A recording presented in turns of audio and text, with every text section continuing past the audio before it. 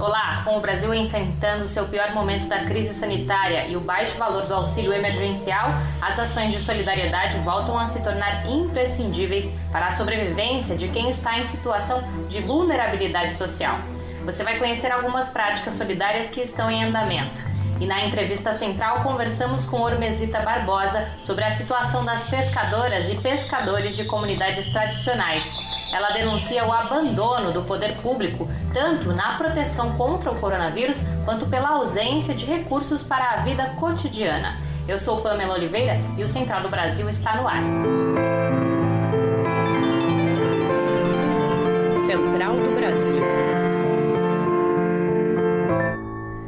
De março a dezembro do ano passado, 3 mulheres foram vítimas de feminicídio por dia. No total, em 10 meses, 1.005 mulheres foram assassinadas por sua condição de mulher. Em relação ao mesmo período de 2019, 14 estados brasileiros tiveram um aumento de 20% em feminicídios. Os dados são do estudo Um Vírus, Duas Guerras. Contra essa violência, mulheres pelo Brasil se unem na campanha Nem Pense em Me Matar. Vamos saber os detalhes com uma das coordenadoras da campanha, a jornalista Télia Negrão. Embarque imediato. Esta semana, o movimento de mulheres brasileiro lançou um levante feminista contra o feminicídio. O Brasil se tornou o campeão mundial em feminicídio. Por dia são assassinadas 5 mulheres. É uma verdadeira tragédia.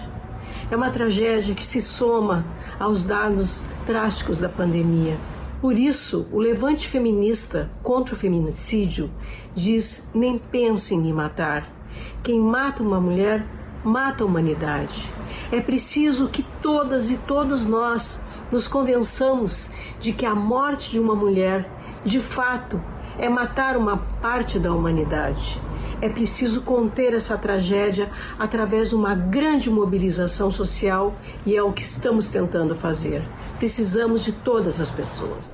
O crescimento da violência doméstica e intrafamiliar é também um reflexo do aumento da pobreza extrema, que tem levado cada vez mais pessoas a viverem em condições de escassez, desespero e cólera.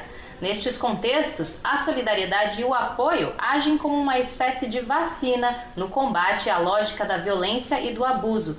Nayatawane nos leva para conhecer algumas ações solidárias. Trilhos do Brasil.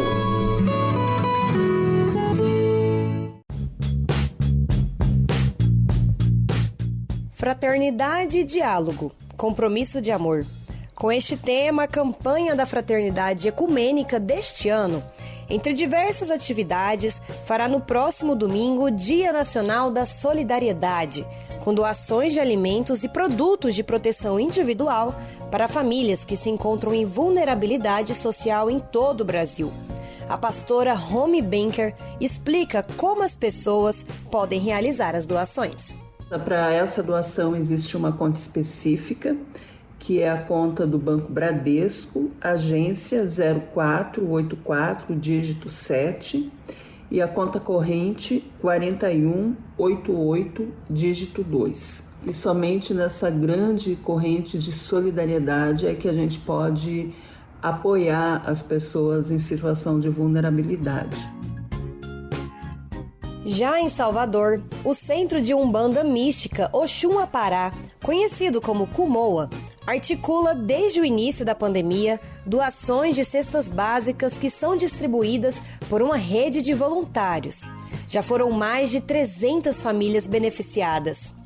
Tayane Macedo é uma das coordenadoras da iniciativa e destaca a importância da solidariedade. O projeto cresceu muito, com muita união, com muito amor da comunidade, né, que frequenta o terreiro, né, dos parceiros, e a gente está muito grato e vamos continuar aí por muito tempo ajudando de alguma forma. Em Recife, a campanha Mãos Solidárias doou cerca de 200 quilos de sementes de milho para o plantio.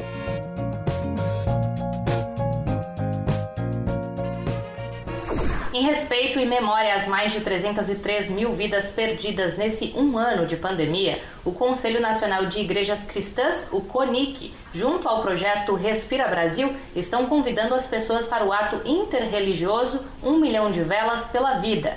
Se você quer participar dessa meditação coletiva, acesse a página do Facebook do CONIC no dia 28, às 7h30 da noite. Desemprego crescente, falência de pequenos negócios e a falta do auxílio emergencial para garantir o básico da sobrevivência. Elementos que estão levando cada vez mais pessoas a procurarem renda em serviços oferecidos por empresas donas de aplicativos, mesmo que isso signifique enfrentar longas jornadas e obter nenhuma seguridade social. Afonso Bezerra nos mostra a realidade de cansaço, endividamento e apreensão destas pessoas. Nacional.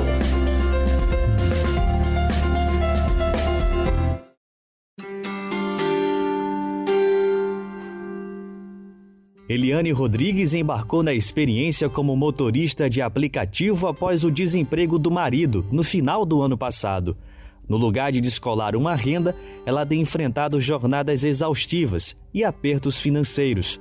Por causa do isolamento social, as ruas estão vazias. Em compensação, os boletos não param e estão cada vez mais salgados. Com o lockdown a gente não tem movimento, os passageiros são bem poucos que estão pegando. Às vezes você fica 2, 3 horas parada num lugar só, sem chamar nenhum. Você fica com os 3 aplicativos ligados e nenhum deles chama.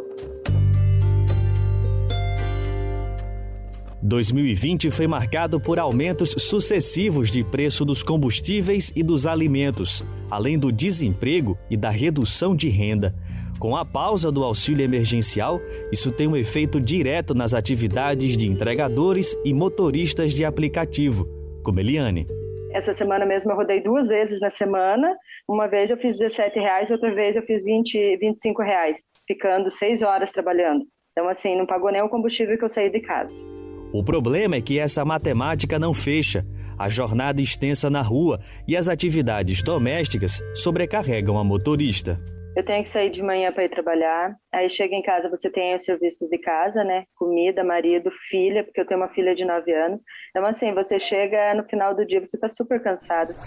E quem faz parte de alguma comunidade tradicional de pesca não tem encontrado melhores condições. Com o governo Bolsonaro, pescadoras e pescadores vivem sob o medo da contaminação por coronavírus e enfrentam dificuldades para se cadastrarem em políticas sociais que deveriam garantir a sobrevivência destas pessoas em períodos em que a pesca é proibida, como nos momentos de procriação das espécies.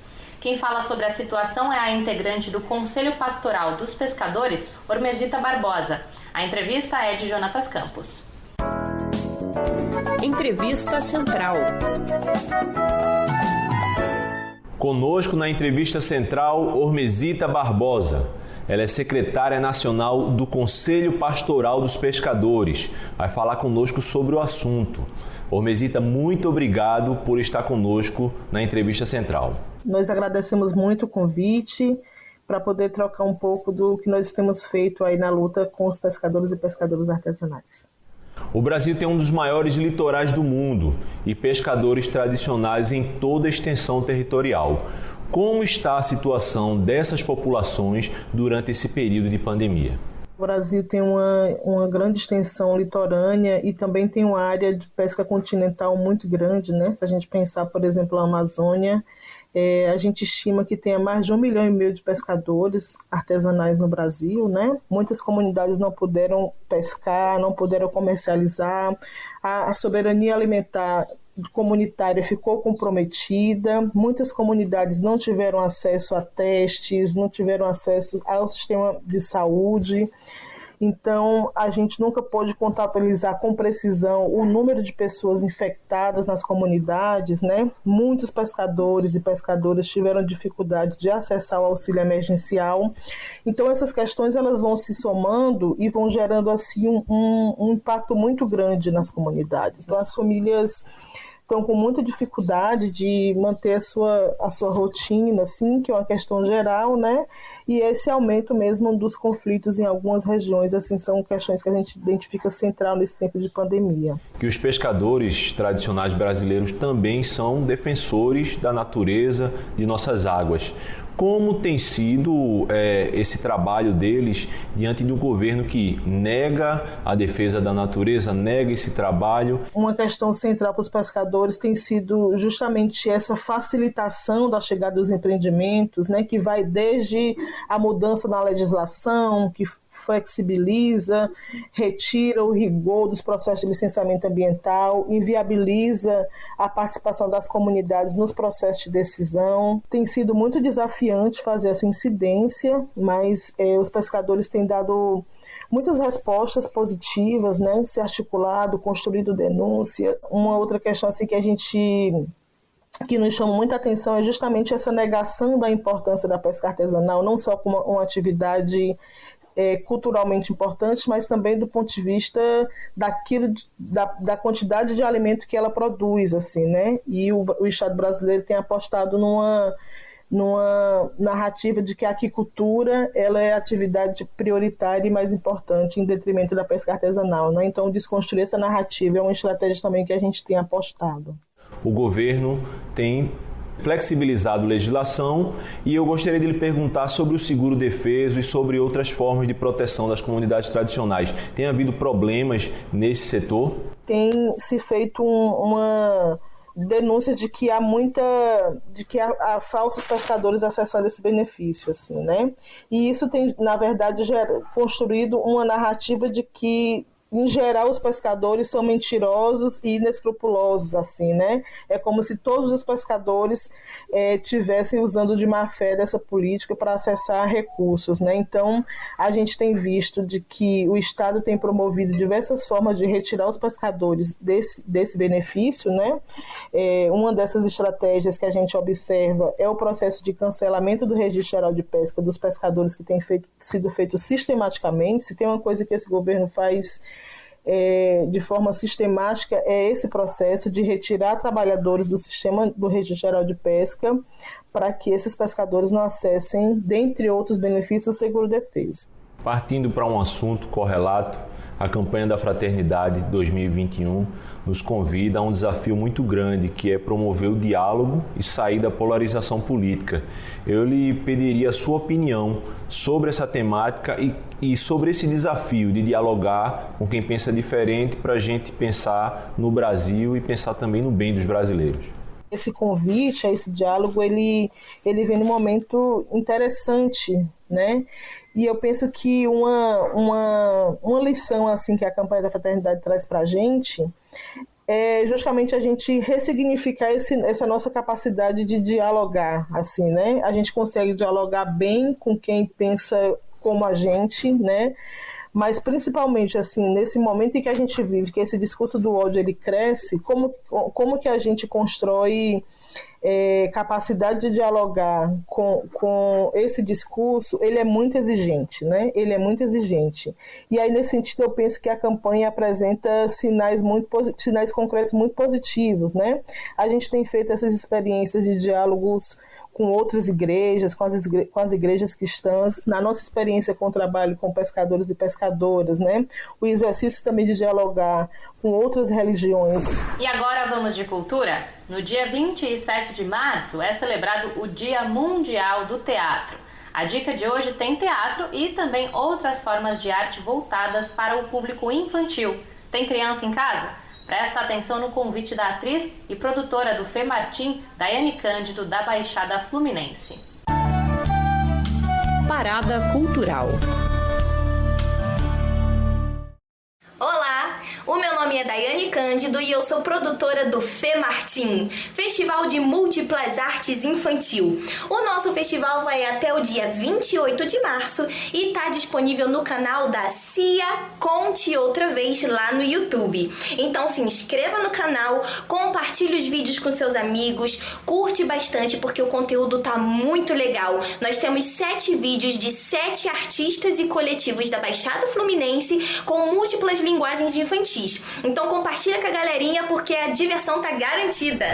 Acesse o canal da companhia Conte Outra Vez, que tem bastante coisa legal para as crianças assistirem de casa. E não se esqueça, os níveis de infecção por coronavírus estão altíssimos, por isso evite sair ao máximo e use sempre máscara em lugares públicos. Eu fico por aqui. Até!